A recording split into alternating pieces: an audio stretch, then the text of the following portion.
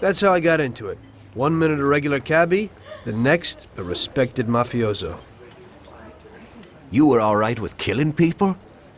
Usually people have a problem with that. You know, I ain't one of those people with a thirst for blood. I don't need violence in my life, and I don't look for trouble. But I also don't have any remorse. They wanted to outsmart us, so we had to outsmart them. No excuses. It was all the same to me. I wasn't interested in the fates of other people. Everybody said it was just business, and that the family sticks together. It was different from living alone and nobody giving a damn about you. Suddenly you're respected by all the people you meet. Everybody knows you can help them, but you can also destroy their lives. And everybody tries to ingratiate themselves to you. And what about the police? You just walked away, just like that, from a massacre. Didn't you have any problem with this? You work for the police. You ought to know.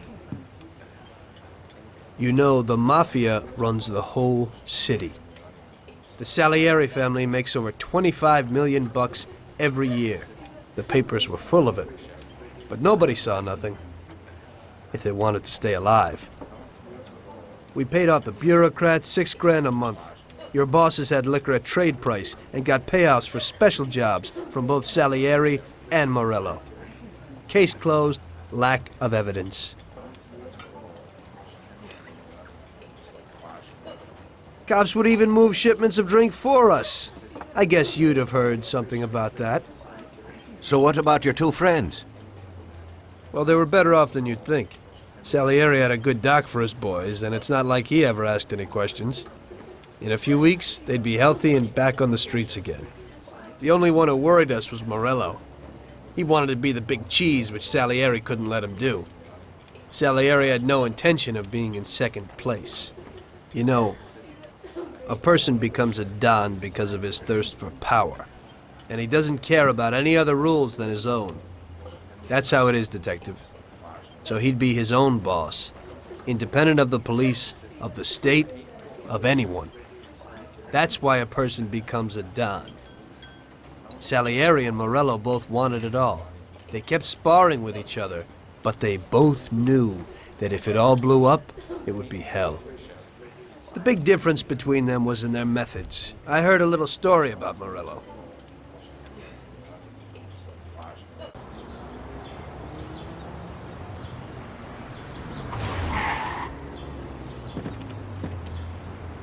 I'm sorry, sir. You I idiot! mean it. Do you know what you've done? Do you know how much that car cost?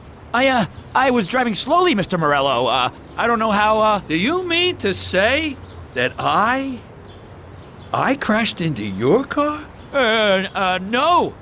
Sir, I wanted, no, sir, No!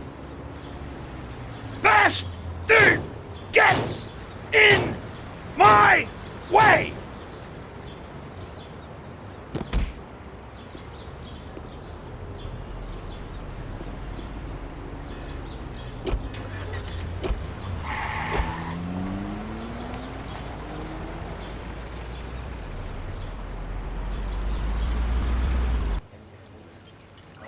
Salieri built his respect as a businessman. Everybody knew that they didn't need to fear him if they did what they should. They knew that if they needed something, they could come to Mr. Salieri. So Salieri made friends, often helped people with various problems, and expected the same in return. When somebody crossed him, they broke a cardinal rule, and everybody knew what would happen. Morello was just a mean bastard. He built his power through violence. Even his friends feared him. Most people just tried to avoid him.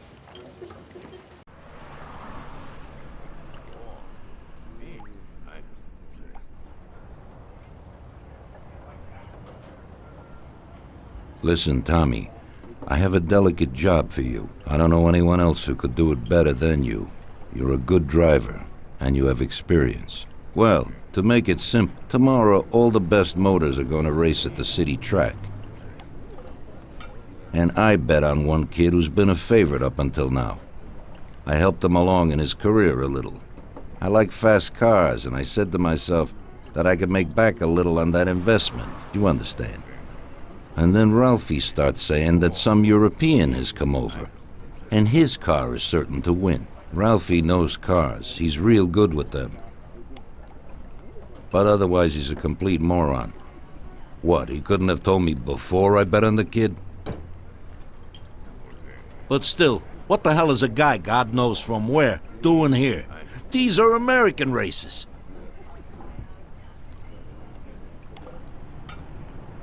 Me and the consigliere here were thinking about what to do. Because a lot of our boys have bet the same as me, and they certainly wouldn't be happy if they lost their dough. And how would that make me look? Like an old idiot. Tommy, I can't let that happen. We thought, with our consigliere, about what to do with it. If something happens to him, that's no way. It won't be fair play. I won't enjoy my winning at all. Ralph told me that he knows a guy who guards the racetrack garage. Tonight, you're gonna go there and take this European's car to a mechanic who knows his way around these machines. He'll take a look at theirs and maybe improve ours. As soon as he's finished working on it, you'll take it back. It's important that the car is back in its place before anybody catches on. And don't even think about crashing it or getting caught by the cops. Are we clear? Yes, boss. If you pull it off, you'll of course get a share of the winnings. Now go. Ralph will tell you where and how.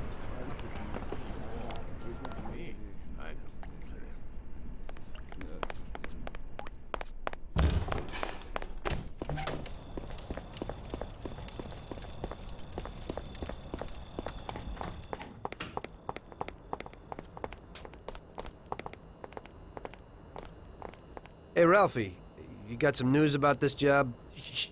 Sure, Tommy. You need to go to the city racetrack and borrow that motor there. My friend Bobby works there. You go around back there, and along the way is the gatehouse. Tell Bobby that Ralph sent you, and Bobby will take you to the car. It's already been agreed with him. And then? You just have to take it to the auto service of my friend Luca Bertone. It's in Newark under the Giuliani Bridge. He'll take a look at it and tune it a little. And then you just take it back. This should be easy enough. But you gotta get it done before 1:15 a.m. when the guard changes, so that nobody knows that somebody drove the motor in the night. There can't even be a scratch on it, and try to avoid the cops. They mustn't catch you. And how'll I get there?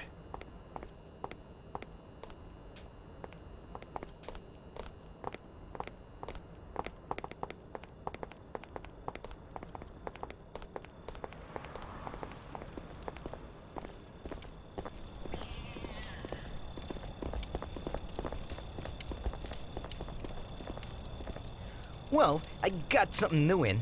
Ain't no big thing to swipe one. Watch. You just stick a piece of wire in here and twist it a little, and you get inside where you gotta join these two wires. Yeah, it shouldn't be a problem. Thanks, Ralphie. Now don't you go sparing the gas, Tom.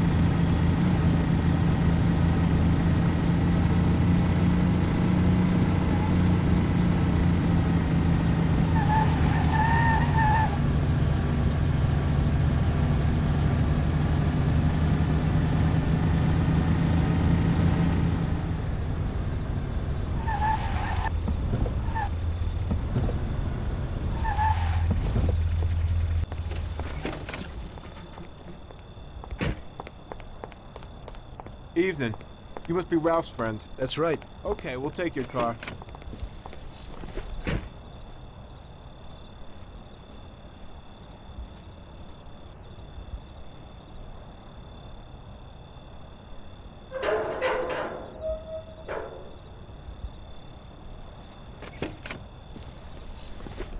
Go in and over to the garage.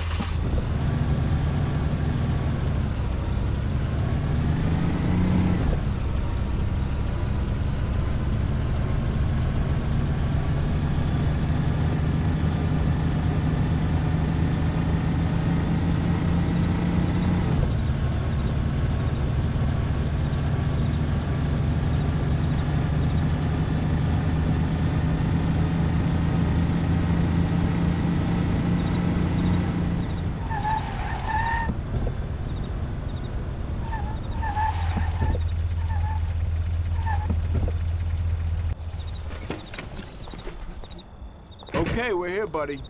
Come on, we haven't got a lot of time.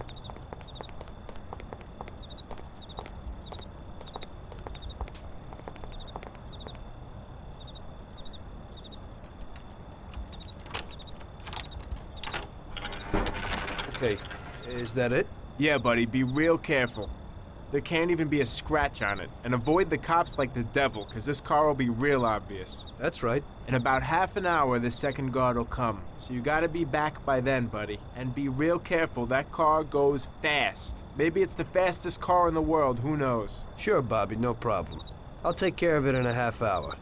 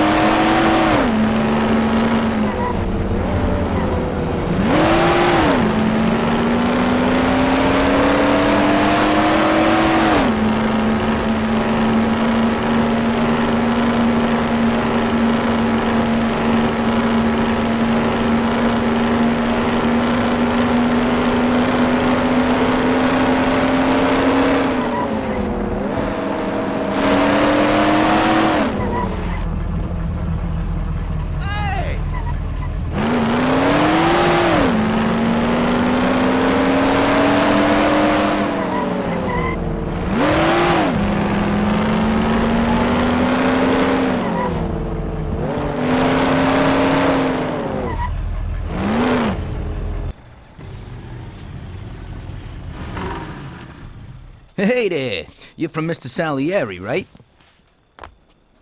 I'm Lucas Bertone. Hi, I'm Tom. They say you can take the bite out of this monster. I reckon so.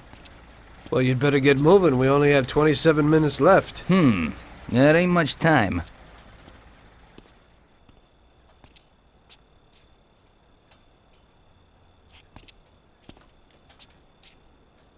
We'll see what could be done. You can hang out a while.